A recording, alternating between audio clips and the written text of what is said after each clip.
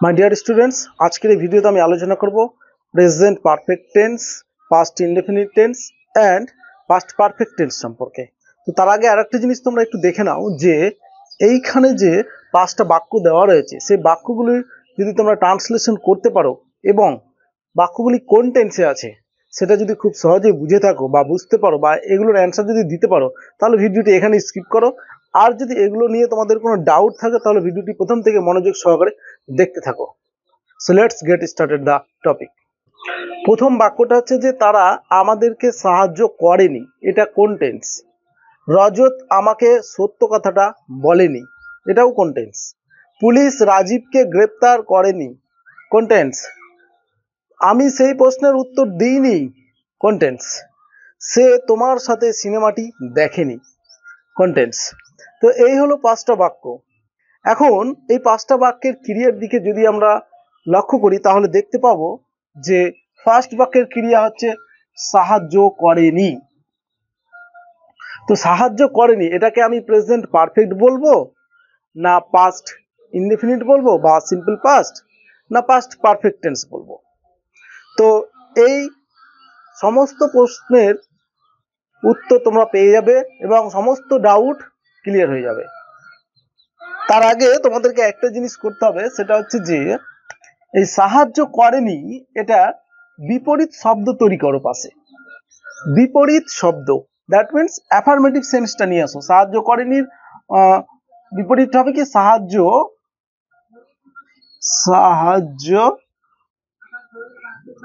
করেছে, এটা তো অবশ্যই হবে 1 নম্বর। সাহায্য করেছে, আর কি হবে? সাহায্য করেছিল, এটাও হবে। তাহলে এই শব্দটাকে আমরা যখন উল্টো করছি তখন কিন্তু আমরা দুটো পাচ্ছি, একটা হচ্ছে সাহায্য করেছে আর একটা হচ্ছে সাহায্য করেছিল। এবার এটা দেখে যদি আমরা টেন্স চিনি তাহলে দেখো কি হচ্ছে। প্রথম বাক্যটা হচ্ছে প্রেজেন্ট পারফেক্ট, দ্বিতীয় বাক্যটা হচ্ছে সিম্পল পাস্ট টেন্স অথবা পাস্ট পারফেক্ট টেন্স। ক্লিয়ার? তাহলে এখান থেকে আমরা 3টে টেন্স পেয়ে যাচ্ছি। এবার এই বাক্যটাকে যদি আমরা টেন্সে নিয়ে আসি তাহলে আমাদেরকে যেই টেন্সে নিয়ে যাব সেই টেন্সের নিয়ম আমাদেরকে ফলো করতে হবে। তো ছোট করে আমি একটু লিখে দিই এখানে। এবার দেখো এখানে দেখতে পাবে যে 3টে টেন্সের আমি সেই রুলসগুলো নিয়ে লিখে দিলাম বাক্য তৈরি করার, এবং সেগুলো নেগেটিভ রুলস। ফার্স্ট হচ্ছে সাবজেক্ট হ্যাভ অথবা হ্যাজ, তারপরে নট, তারপরে ভার্বের থার্ড ফর্ম অ্যান্ড শেষে অবজেক্ট। এটা হচ্ছে প্রেজেন্ট পারফেক্ট টেন্স। দ্বিতীয়টা হচ্ছে যে সাবজেক্ট ডিড, তারপরে নট, তারপরে ভার্বের ফার্স্ট রূপ, তারপরে অবজেক্ট। এটা হচ্ছে পাস্ট ইনডেফিনিট বা সিম্পল পাস্ট টেন্স। অ্যান্ড শেষেরটা হচ্ছে যে সাবজেক্ট হ্যাড, নট, ভার্বের থার্ড ফর্ম, তারপর অবজেক্ট। এটা হচ্ছে পাস্ট পারফেক্ট টেন্সের বাক্য লেখার নিয়ম। এবার এই নিয়মগুলো অনুসারে আমাদের যেই বাক্যটা যেই টেন্সে থাকবে সেটা সূত্র অনুসারে আমরা বাক্যগুলোকে ট্রান্সলেশন করব। তো ফার্স্ট বাক্যটাকে আমি প্রেজেন্ট পারফেক্ট টেন্সে করছি। প্রেজেন্ট পারফেক্টে করতে হলে আমাদেরকে প্রথম যে বাক্যের রুলসটা আছে সেটা অনুসরণ করতে হবে। প্রথমে সাবজেক্ট নিয়ে আসতে হবে। সাবজেক্ট হচ্ছে কি? তারা। তারা ইংরেজি হচ্ছে দে। দে। তারপরে দে এর পরে হ্যাভ অ্যাজ থেকে আসলো হ্যাভ, দে হ্যাভ। যেহেতু নেগেটিভ সাহায্য করনি তাই আমাদেরকে হ্যাভ এর পরেই নট বসাতে হবে। তারপরে কি করতে হবে? ভার্বের পাস্ট পার্টিসিপেল ফর্ম, সাহায্য করা। সাহায্য করা ইংরেজি হচ্ছে হেল্পড, এবং এর থার্ড ফর্ম বসানো হলো হেল্পড। বাকি কি পড়ে আছে? আমাদেরকে, আস। তাহলে দে হ্যাভ নট হেল্পড আস দিয়ে বাক্যটা ফুল স্টপ। এই হলো নেগেটিভ সেন্টেন্স। ক্লিয়ার?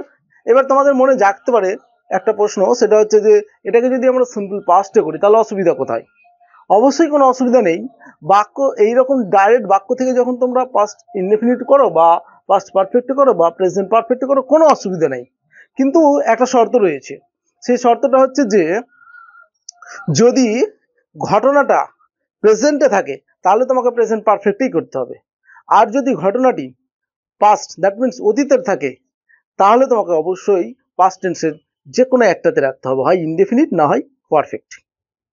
আশা করি এই বিষয়টা ক্লিয়ার হয়েছে, এবং এইটুকুটাই তোমাদেরকে মনে রাখতে হবে এই ধরনের বাক্য যখন পাবে। ঘটনার ওপর ভিত্তি করে তোমাদের সেই টেন্সে নিয়ে যেতে হবে। যদি ঘটনাটি প্রেজেন্ট পারফেক্টে থাকে মানে প্রেজেন্টে থাকে তাহলে আমরা প্রেজেন্ট পারফেক্টের নেগেটিভে লিখবো, আর যদি ঘটনাটি পাস্টে থাকে তাহলে পাস্ট পারফেক্ট অথবা পাস্ট ইনডেফিনিটে লিখবো। এইটুকুটা মনে রাখতে হবে। সো নেক্সট, রজত তোমাকে সত্য কথাটি বলেনি। এই যে দেখো বলেনি, এই বলেনির বিপরীত কি? বলেছিল। এটাও তো করতে পারি, বলেছিল, তাই না? আর একটা হবে কি? বলেছে। তাহলে দেখো একটা দাঁড়াচ্ছে প্রেজেন্ট, একটা দাঁড়াচ্ছে পাস্ট। এটা হচ্ছে পাস্ট আর এটা হচ্ছে প্রেজেন্ট। তো ঘটনার উপর ভিত্তি করে আমি কি করব? যে কোনো একটা টেন্স বেছে নেবো। যদি আমার ঘটনাটা প্রেজেন্টে থাকে তাহলে আমি প্রেজেন্ট টেন্সে লিখবো, আর যদি আমার ঘটনাটি পাস্টে থাকে তাহলে আমি পাস্ট টেন্সে লিখবো। পাস্ট টেন্সের যে কোনো একটাতে লিখলেই হবে। এবার দেখো, সো আমি এটা পাস্ট পারফেক্ট করে দেখাচ্ছি। প্রথমে সাবজেক্ট হিসাবে আসবে রাজত, ঠিক আছে? পাস্ট পারফেক্টের নিয়ম। তারপরে হচ্ছে হ্যাড বসবে, সো হ্যাড লিখে ফেলি। হ্যাড এর পরেই নট বসবে যেহেতু নেগেটিভ সেন্টেন্স। তারপরে ভার্বের থার্ড ফর্ম, ভার্ব হচ্ছে এখানে বলেনি, বলা ইংরেজি টেল থেকে হবে টোল্ড। তাহলে রজত হ্যাড নট টোল্ড তোমাকে ইউ, অবজেক্ট বসে গেল, কাকে বলেনি? তোমাকে। কি বলেনি? সত্য কথাটি, দা।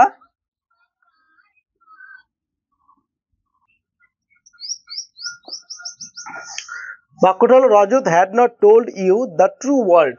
রজত তোমাকে সত্য কথাটি বলেনি। আমরা বাক্যটাকে এইভাবে লিখতে পারতাম, Rajat did not tell you the true word, কারণ পাস্ট ইনডেফিনিট হতো ওটা। ক্লিয়ার? নেক্সট, পুলিশ রাজীবকে গ্রেপ্তার করেনি। দেখো গ্রেপ্তার করাটা হচ্ছে ভার্ব, এবার গ্রেপ্তারের আমি উল্টো তৈরি করছি, মানে করেনির বিপরীত, করেছে বা করেছিল এরকম হবে। সো করেছিল। আর একটা হবে কি? করেছে। ওকে, শুধু ডাইরেক্ট শুধু ছোট ক্রিয়াটাই নিলাম আমরা, একটা পাস্ট একটা প্রেজেন্ট। ক্লিয়ার? এবার আমি এটাকে প্রেজেন্টে নিয়ে আসছি। দেখো পুলিশ, পুলিশ, পুলিশ, তারপরে বসবে সাবজেক্টের পরে হ্যাভ হ্যাজ, হ্যাভ হ্যাজ থেকে আসলো হ্যাজ হ্যাভ, পুলিশ হ্যাভ। তারপরে এবার আমাকে নট বসাতে হবে কারণ নেগেটিভ আছে, করেনি। আর তারপরে কি করব? গ্রেপ্তার ইংরেজি হচ্ছে অ্যারেস্ট, অ্যারেস্টেড। বাকি কি পড়ে থাকলো? রাজীবকে, রাজীব। তাহলে police have not arrested Rajib, এ হচ্ছে অ্যান্সার। কথাটি আরো একবার আমি বলে দিই যে এই রকম কোনো বাংলা বাক্যের ক্রিয়াপদের শেষে যদি তোমরা নি পাও, নি দন্তা নয় হস্যিকারে নি, ভালো করে লিখে রাখো এখানে দন্তা নয় হস্যিকারে নি, এই নি সব বর্ণটি যদি পাও তাহলে তার বিপরীত তৈরি করো। বিপরীত তৈরি করলেই দেখবে প্রেজেন্ট পারফেক্ট, প্রেজেন্ট পারফেক্ট উঠে আসবে অথবা পাস্ট পারফেক্ট বা পাস্ট ইনডেফিনিট উঠে আসবে। আর সেটাকে তোমরা মনে মনে করবে, কিন্তু সেটা মনে মনে তৈরি করবে, নি পেলেই মনে মনে তৈরি করে নিবে। উল্টোটা মনে মনে তৈরি করার পর তো বুঝতে পারবে যে কোন টেন্স হলো, ঠিক সেই টেন্সের নিয়ম অনুযায়ী তখন বাক্য তৈরি করে ফেলো, কোনো অসুবিধা হবে না। আরো একটা আমি করে দিচ্ছি, আমি সেই প্রশ্নের উত্তর দিইনি। দেখো দিইনি, এর এর বিপরীত কি হবে? দিইনি, তাহলে হবে দিয়েছি। দিইনির বিপরীত কি? দিয়েছি। এই যে দিইনি এটা ভার্ব, আর এর বিপরীত হচ্ছে কি? দিয়েছি। আর একটা কি হবে? দিয়েছিল, দিয়েছিল। আর দিয়েছিলটা পাস্টে, দিয়েছিটা প্রেজেন্টে। সো এটা আমি দেখাচ্ছি পাস্ট টেন্সে করে। ওকে, তাহলে পাস্ট ইনডেফিনিটে যদি আমি করি তাহলে প্রথমে নিয়ে আসতে হবে সাবজেক্ট। সাবজেক্ট কে দেয়নি? আমি দিইনি, বসালাম আই। সাবজেক্টের পরে বসবে ডিড নট, ডিড নট, সাবজেক্টের পরেই ডিড নট। তারপরে ভার্বের ফার্স্ট রূপ, এখানে নিয়ম লিখে দেওয়া আছে, দেখো উত্তর দেওয়া, did not answer, answer, did not answer, সেই প্রশ্নের, সেই প্রশ্ন মানে that question, answer that question.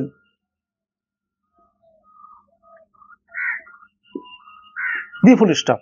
তাহলে I did not answer that question, আমি সেই প্রশ্নের উত্তর দিইনি। আশা করি তোমরা বুঝতে পারছো। সো এরপরেও যদি কোনো সমস্যা থাকে তাহলে অবশ্যই ভিডিওতে কমেন্ট বক্সে কমেন্ট করে জানাও।